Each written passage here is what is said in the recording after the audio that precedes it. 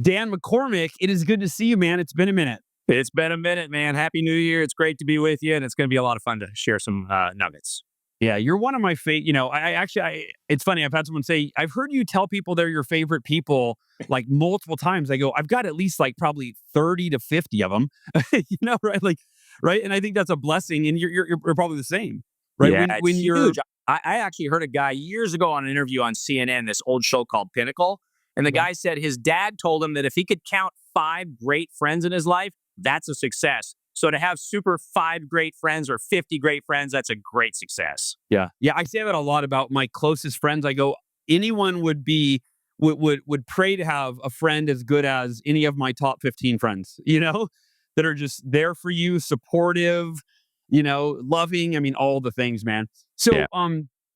For those that don't know, you and I met. You brought me in to speak at an event that you were hosting, Right. and we hit it off immediately. I think it started when, you're that guy, right? You exude love and acceptance and positive energy, and but then you took me to your favorite restaurant, which was all organic, grass fed, smooth, and I was like, okay, you're my people, Dan. You're my people. So. And then we found out that we both, a lot of our success we credit to affirmations, right? Yeah. Yeah. And you started, take us back. Like a good place to start is, when did you get introduced to affirmations? I know that you hosted the Mandino podcast. Right. Correct me if I'm wrong on that exactly, but yeah, when did affirmations get into your world? Because that's really where you've got this new book, Awakening Who I Am, that teaches 7 foundational affirmations. This is my favorite topic to talk about, quite literally, affirmations. So I'm excited to geek out with you and just teach our listeners as much as we possibly can about how they can transform their lives using the misunderstood power of affirmations. So where did it start for you? Well, I think it all starts when people have a need, right? I had a need as a young man. I had no self-esteem. I had no self-worth. I had no net worth.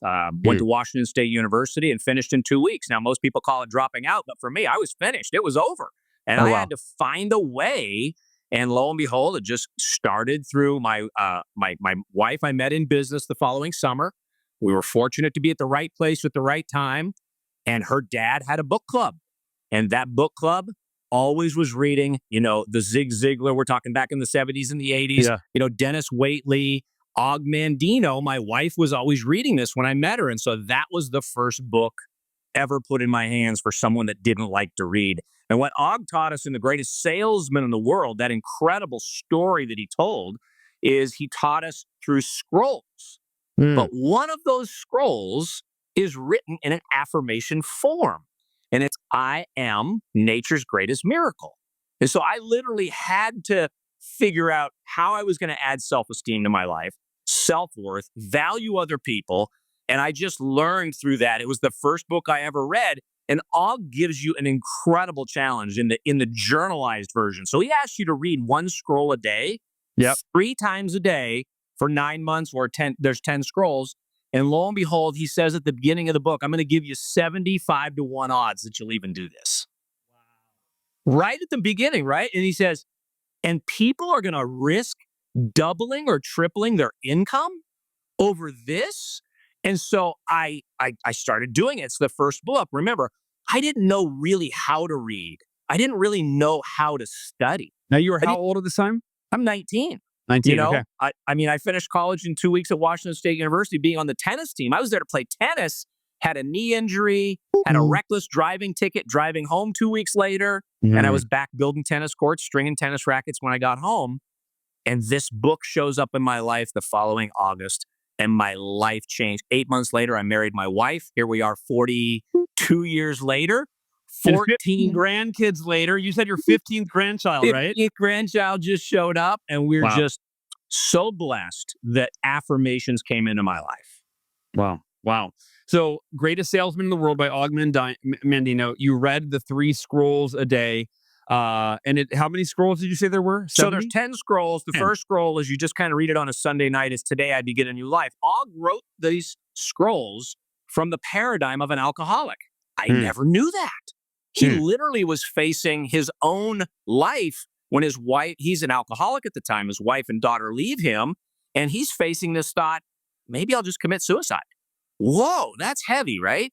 Wow. Walks into a library, meets W. Clement Stone's writings, works, and lo and behold, 1968, the greatest salesman in the world was born. And thank goodness, because it helped my wife and I pass our first $1 million in income. I'm 22 years of age. And yet it's been a part of my life every day of my life. And then I meet you and things go crazy.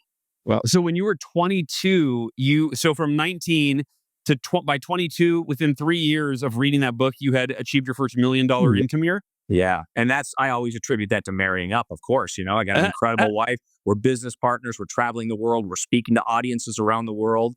And lo and behold, it just stayed with me. You know, there was one part of my life, and you love to talk about this. I didn't know what love was.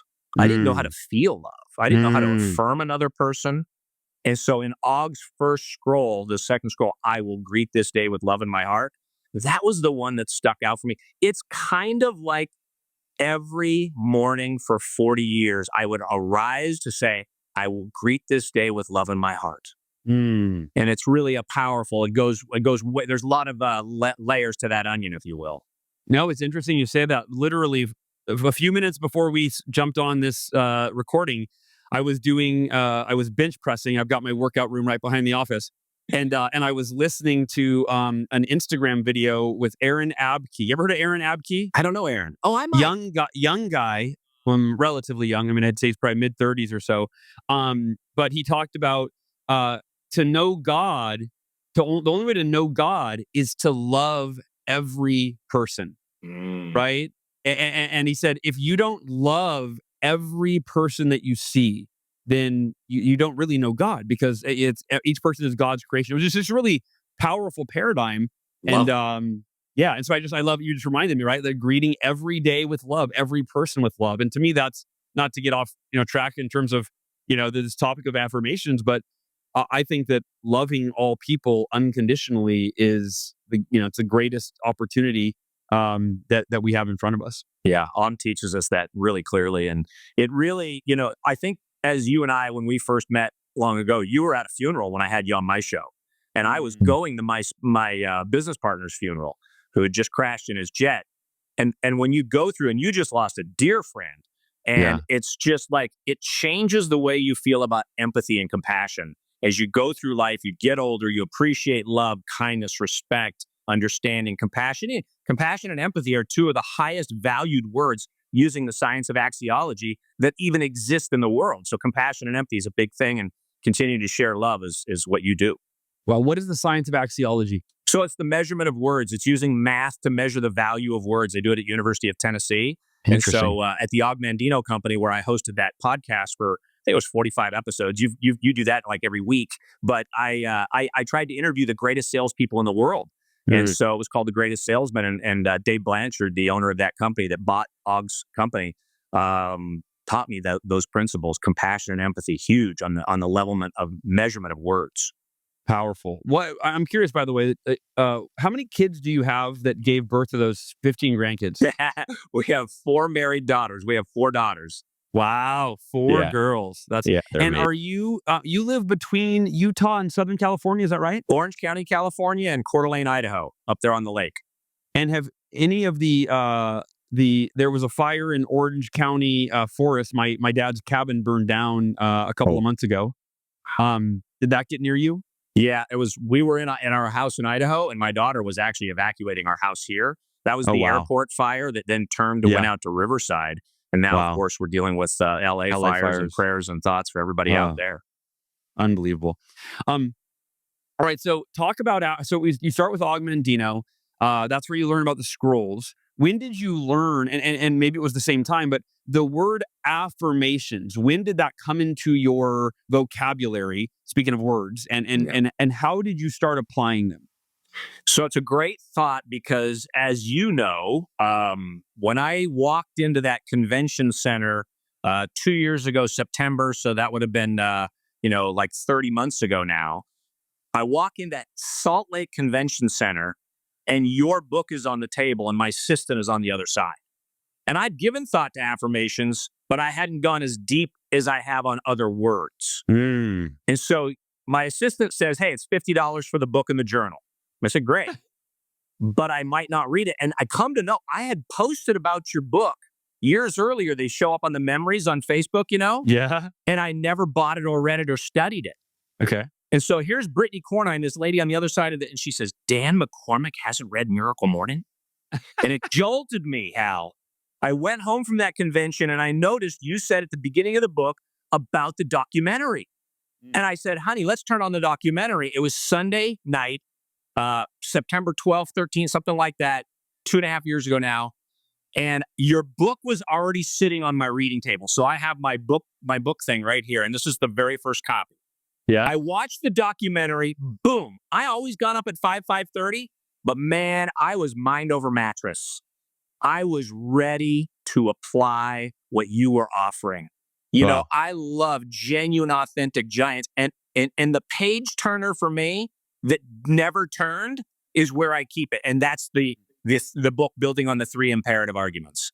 I leave the book open right there every day. And that's where I kept saying, I am nature's greatest miracle. That's Og. That's scroll number 4. And then you kept saying every single day, I'm just as worthy, deserving, and capable as anyone else on the planet to achieve whatever I want. And I started writing these things down and I kept going deeper. And then I got thousands of names in my phone because that's my business. That's your business. Yeah, sure. Everyone I was calling, I was saying, have you read Miracle Morning? Have you watched the movie? I'm geeking out on this stuff at so many levels. I can't find any of my public speaking friends that know you.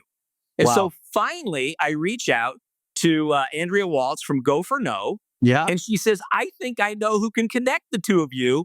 And so I was going deeper and deeper. And at the time I started writing my book, but I put I am in front of all affirmations, thinking deeper that I means exist, am means with God. And so what follows I am follows you is the t-shirts that I make and the QR code that I put on my car. What follows I am follows you. And so for the last 30 months, it's a deep, deep, specific dive from scrolls and principles to affirmations. I'm writing this down. What follows I am follows you. That's brilliant. Yeah. I am follows you. Elaborate on that. So if you are in the defamation space and you say, I'm fat, I'm lazy, I'm sick, I'm tired, right? You're going the wrong way. That's the wrong energy. But if you say, I am, as I start off my book, as inviting you to be my co-creator, I try to do something that no one had ever done before. I want people to sign the cover page as my co-creator. I want you to create with me. I want you to live with me. I want you to literally go through these affirmations, and I am is just the paradigm that adds the value of heavens, the spirit with you, God with you. And so to me, I literally never say an affirmation unless it's the positive. I filter any possible friend or negativity out of my life. I caution people, hey, look, if you go there, I can't be here. It's not the vibrational energy I want to resonate on. So hopefully that unpacks it a little bit. Yeah, no, absolutely. I mean, I'm reading the book and I love that within the first chapter or two that I was not just signing the first page, but that I'm actually writing. It asks like, hey, after you teach the benefits of affirmations, you're like, which of these affirmations, which of these benefits do you want in your life? Or are you most committed to, you're most excited about? And so when you start off, by the way, with the creation piece, right? So, I loved one of your recent podcasts when you were talking about neuroplasticity, right? And so when you think about this notion with your book, The Savers, and you think about what I've done with, my book and my affirmation videos and all the things that I've done, everything was programmed around neurogenesis. The idea that last night when you and I slept, baby nerve cells were being born. The idea that when we wake up, the very first thing on my coin that I feel and that I think about, because the Savers is part of it, but I am nature's greatest miracle, and I put a magnet right here. I am a magnet for miracles. Einstein said that you either believe that everything is a miracle or nothing is a miracle. So I go every day. I'm on a podcast right now with a guy that is a living miracle, like Ditto, brother. Miracle of all miracles, literally, right? And so then on the other side of the coin, I have the 7 affirmations that are in my book, and it's just an invaluable thing to say, I am a creator, because what do you create every day? It's what follows I am. Yeah. What you believe you are, right? Yeah. If you believe you're unworthy, then you're not going to pursue things that would, right, that a worthy person would pursue. If you believe you're that you're not creative, right? But yeah, if you believe, yeah, no, it's powerful. I think about like when I used to, the reason I trained for that marathon that I ran is I used to affirm I am not a runner, right? Mm-hmm. I am not a runner. And I realized, wait, that's a limiting belief. How about I am committed to becoming a runner, right? Yeah. I want to talk about two things. And let me say them out loud, then I'll decide which order we should approach them. Yeah. One is the different way that you and I approach affirmations, right? So, you're very obviously the book is Awakening Who I Am, and I am is in quotes. I have a kind of a more like left brain practical approach. So I want us to discuss that, right? Maybe even debate it for our Yeah. audience. And then the other piece though is actually, let's start here. Why the title, Awakening Who I Am? I know in the book you explore the concept of awakening. So, how do you define awakening, and why do you think that it's such a pivotal process for personal growth? Well, it's what Miracle Morning gave me. It was an Mm, awakening. I mm, was on my plateau. Now, most people around me wouldn't say Dan's in pain or he's hurting or he's not doing well, but mhm, I wasn't growing. I was mm. sitting there living my best life on a plateau. I was sitting there not growing. And there I pick up your book, and it was the awakening for me.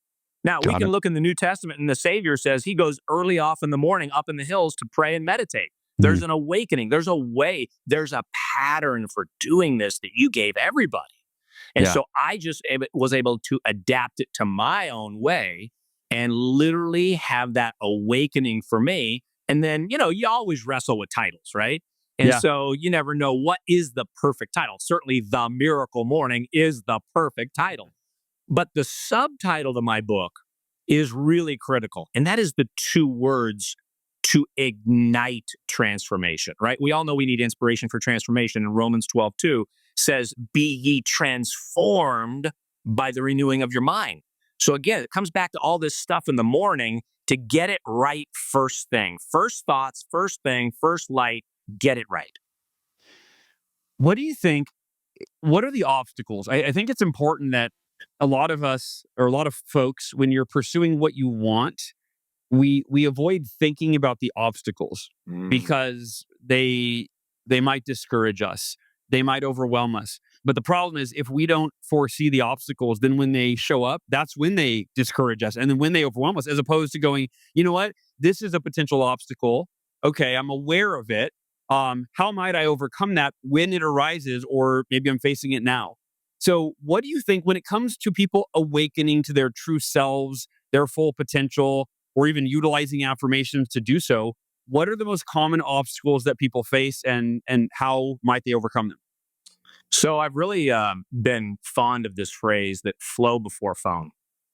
And if you let Instagram, Facebook, Snapchat, TikTok, LinkedIn rule your morning, Yeah, you are going to struggle. It is yeah, an impediment to your success, your flow, your neurogenesis, the savers, everything. And so, if people are watching this today, write that down, flow before phone. If you wake up and check email and go to those Instagram, all those social media platforms, it's an impediment. It's going to stall you. I have this one lady, maybe 65, mid 60s. And she's like, Dan, I just can't get through your 18-minute affirmation video. I, I made this 18-minute affirmation video for me. I needed to borrow upon, because I know you recently were quoting and love James Clear's book, Atomic Habits. But here I am writing this book, and James Clear said something that just rocked my world. Mm. He said, quoting Naval Ravikant, in order to write a great book, you have to become the book. And I added that to my book, and I made this 18-minute affirmation to said, Dan, if you're going to do this to answer your question and have a little bit of dialogue about it, about maybe even some debate about it, yeah. then you have to become the book, and you have to be willing to give that 18 minutes. And so I mentioned that phrase, flow before phone. And she Mm. said, Dan, I could never do your 18-minute affirmation video. Now, 18, Hal, is approximately 1% of your day. Okay. 18 minutes used to feel like 90 minutes to me. Mm. Just, that scatterbrain 3 years ago, that feeling like you're missing out on something. And she comes back to me and she says, I was going to give it one more try to not touch my phone and just go through the 18 minutes. And it changed my life. So to answer your question specifically, it's a desire, it's a focus, it's a flow before phone. Desire, the best description I've ever heard of desire is a motivating conviction that moves you to action. And so that to me is the biggest impediment to answer your question. Yeah, I was talking about this yesterday. I was being interviewed on a show, and I talked about the idea that when we check our phones first thing in the morning, we literally put our brains in a state of reactivity. You are reacting as soon as your phone goes off airplane mode. If you kept it on airplane mode during the night, right, which hopefully you did, minimizing the EMFs that are flowing to your body and your brain. But now you're bombarded with notifications, and so you are in a state of reactivity, reacting to the notifications, reacting to the text messages that come in, the emails, on the social media posts, on and on and on. And I love that flow before phone. Flow before phone. You allow yourself to get into flow, take care of your mental and emotional well-being before the phone. So let's talk about the way you approach affirmations with I am. And let me first start. I'll start being the counter. What's the word I'm looking for? Counterpoint. So I often say that the two problems with affirmations. So I'm going to tell you. Here's my take, and then I want you to tell me yours. Number one, lying to yourself doesn't work. So I say that if you say I am wealthy, now even though many self-help gurus, and I think even you would argue potentially against this, I always say if you say I am wealthy, but your bank account balance is negative, then you are potentially creating an internal conflict that you go, I'm wealthy or I'm a millionaire, like I was taught by a well-meaning self-help guru, but my bank account balance is negative. And now there's an internal conflict, right? As if we don't have enough internal conflicts just being a human being. The second problem with affirmations is I've said that we've been taught to use this flowery passive language that promises an almost magical result, such as I am a money magnet. Money flows to me effortlessly and in abundance. I don't believe that's how money works. Meaning, if you go and interview 100 millionaires or billionaires and say, how'd you make a fortune? They go, oh, I just became a magnet and money flowed to me effortlessly. They'd probably say, I worked my butt off. Like I overcame a lot of obstacles and self-doubt and fear. Like it wasn't easy. And I kept going and going and going and going and going and going and getting knocked down and getting back up. That's how I made $1 million, right? It flowed to me effortlessly and in abundance. So I'd love for you to speak to both of those. And I think there's nuances. Very little is black and white. So you might say, yes, there's truth to that, Hal, but you're not looking at this side of it. So I'm open to learning right now. Yeah, I love the word nuance, by the way, because there is no two people that are going to go down the same path with the same thoughts. I mean, we got 60 to 80,000 thoughts a day. We repeat most of them every day. But I'm reminded of the time you group text me and Dr. Benjamin Hardy. And I love the fact that you have the foreword to my book and he has the afterword to my book, because you both, to me, resonate everything about this question. And what Dr. Ben reminds us of is qualitative versus quantitative. So I can say I am and I can put whatever follows that. But as Neville Goddard would say, feeling is the secret. Like if you can feel and believe, I call it sensory stacking at the end of my book. We go through the visual, the auditory, and the kinesthetic, and the 7 levels of affirmations.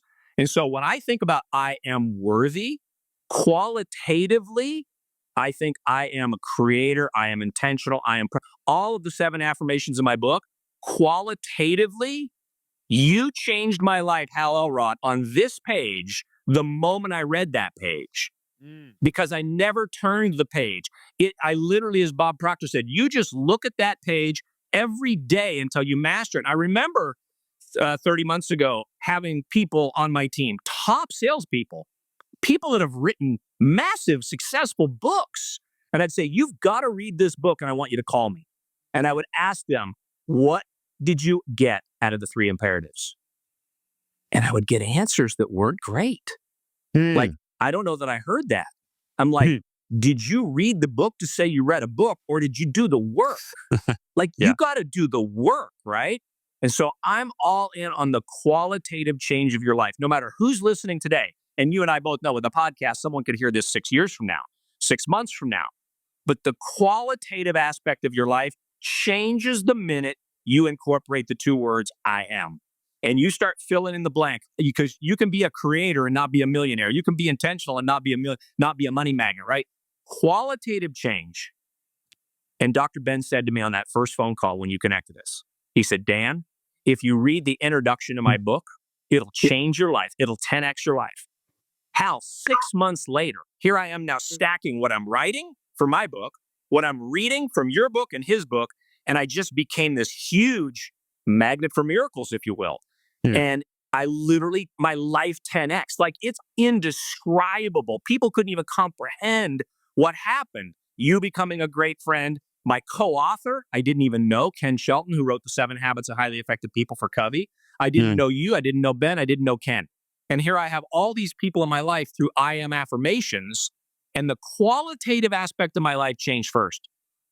And the quantitative, oh my gosh, it has just exploded my life in every category.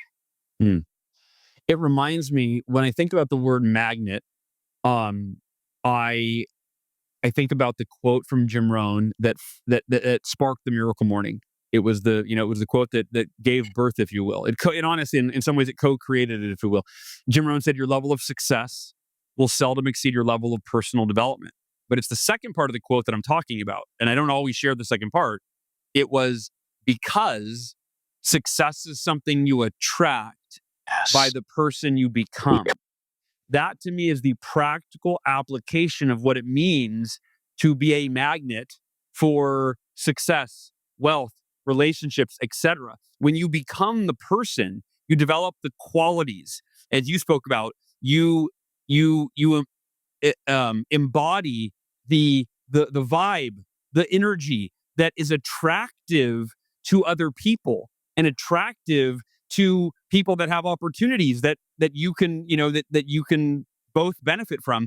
That's what it means to be a magnet. And I found that for myself, I think my whole life, like when I was in Cutco, I used to always joke that I don't know how to sell anything. Like, I don't know any sales tricks. I'm just a super enthusiastic person, right? Yeah. Like that's so I was a magnet for people to buy Cutco from me just because of how I was showing up, how I was, the energy that I was, and many people, it was like a whirlwind. They're like, it was like the Tasmanian devil. They're like, I don't even know what you said, but you seem excited about the knives. I guess I'll buy them, or let's go, So I do think that with the I am affirmation, and let me scroll up to get this, how you said it. What follows I am follows you. And so you think about, for those listening, almost anybody watching or listening to this is a, majority or miracle morning practitioners, right? Yes.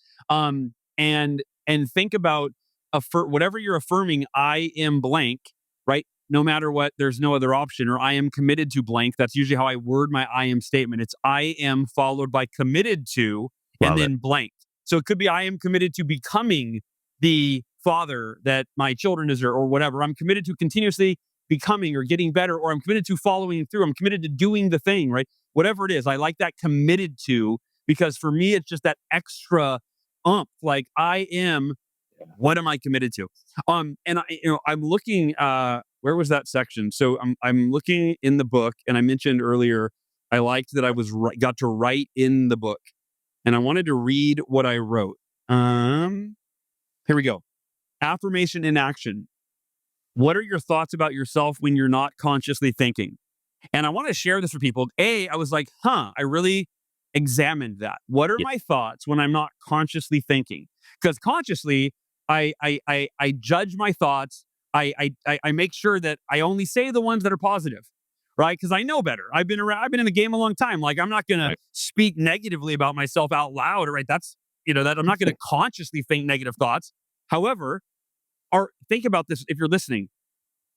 What thoughts are we most often unconsciously thinking or consciously thinking? The answer is unconsciously. Most of our thoughts, the 60 to 80,000 you mentioned, Dan, are unconscious.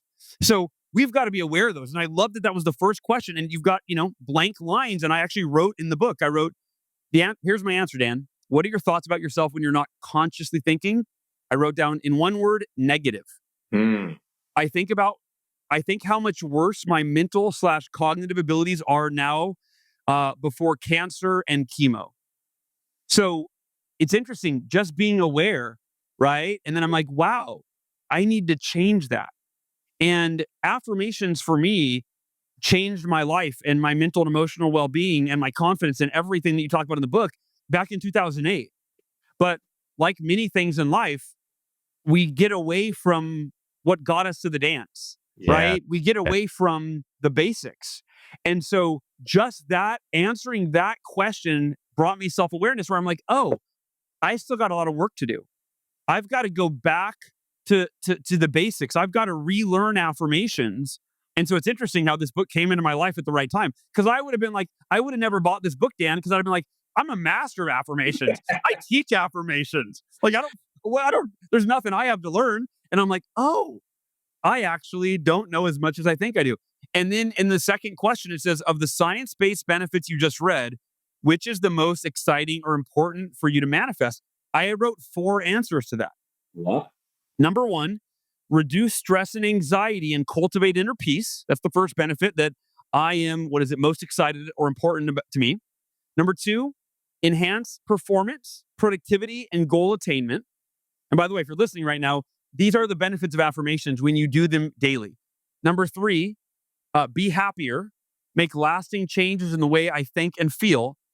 And the number 4 science-based benefit that I am most excited about and I feel are as important for me is to enhance self-image, self-esteem, self-love, and self-confidence. And so I just wanted to share that with you as the author because I don't know where my bookmark went, but just for you to see, like, that's the impact that already just that alone is worth its weight in gold. And then now I'm learning affirmations in really a different way than I've learned them before. So let's give your your teaching. How do you teach affirmations to people? And if you want it, like, I'd love inserting maybe if you've got a personal example in your life where affirmations were transformative. Like I share when I was diagnosed with cancer, I used affirmations to beat cancer. When I was training for my ultra marathon, I used affirmations to be able to train and follow through with that. So I have multiple accounts of affirmations were transformative in my life. I'd love to hear a story from you and specifically how you use them in a way that people can apply to their own life. You know, you've said so many cool things. And by the way, I've always got my Jim Rohn quote book with me because I was love that. fortunate I have to that travel book the too. world with Jim. I was able to go on cruises with Jim. I was able to be on stages with Jim way back in the day. And all of the things you just said, I was putting this as kind of like my self-help Bible. And then I realized that what got me here won't get me there. Right, you know what I'm saying? Yeah, I had a sunk cost bias that this is all I needed. But then you awakened within me the notion that there was more for me. And so while I'm teaching affirmations, I'm always thinking about how do I keep it simple? Okay. Because one of the first interviews I did with Richard Paul Evans and even your friend Honore, keep it simple. And so I was talking to Ken Shelton, who worked with Covey on the 7 Habits. And I said, Ken, 7 Habits isn't easy. I interview audiences all the time. Nobody can remember the 7 Habits. I can't remember them all. I ask audiences, nobody can. And so I said, how can we make it simple? Well, to make it simple, to really ingrain the teaching requires repetition. You and I both love the phrase, repetition is the mother of skill. Yeah. It is so true because I want to say them all day long. I am a creator. I am intentional. I am present. The lady in my book that is in the story version of I Am Present, she is grown up in a very well-to-do family, and in her mind, she thought self-help was just weird. You're not going to walk into the bookstore and buy a Tony Robbins book. I mean, I'm good, right? Yeah. And so she said on a podcast with me, this is a 7-figure-a-year woman, just cranks, I am present because I am prioritizing. And if you want to change your life, if you want to ignite transformation, keep it simple and recognize that there's 2 words. I exist, am with God. What follows I am follows you. And the example I'm going to give you to answer your question is the day Nathan died, my friend that kind of brought us together on that podcast that we did, and he crashed his own jet. Everybody else on the plane lived. He was God. worth unbelievable sums of money.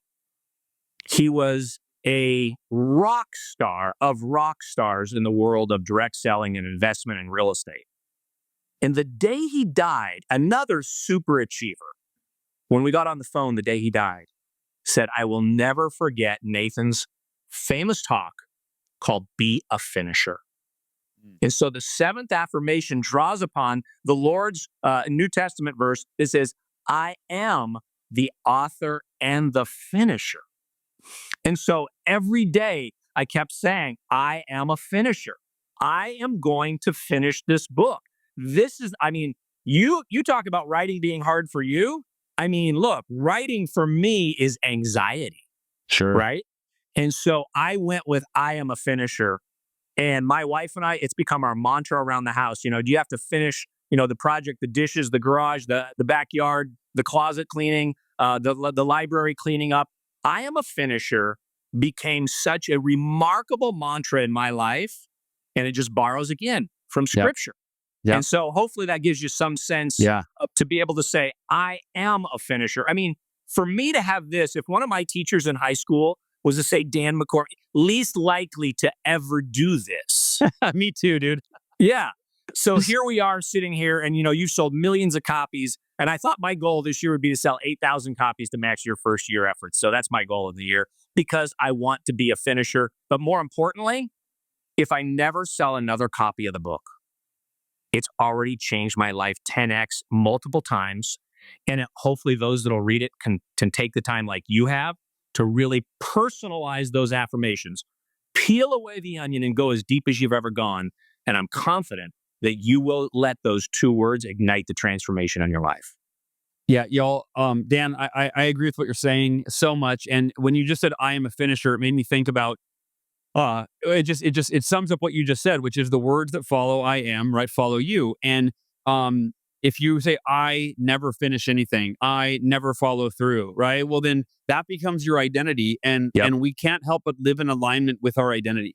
But if you can repeat the identity, I am a finisher, or I am a great parent, or I am a dedicated spouse, whatever, or I am financially abundant, whatever it is. Or you can throw in the I am committed to, earning X amount of dollars and providing financial freedom this year. Whatever it is, if you repeat it every day, your subconscious does not know the difference between what is vividly imagined and repeated day after day after day after day after day. That becomes your reality. This is the difference between like when you wake up from a nightmare, you're not actually getting chased by a guy with a knife, but you're sweating and panting and breathing heavy like you are because your subconscious doesn't know the difference. So the book, I'm holding it up right now, Awakening Who I Am, 2 words, Ignite Your Transformation by Dan McCormick, my good friend, and Ken Shelton. Forward by Hal Elrod, yours truly, and afterward by my good friend, Dr. Benjamin Hardy.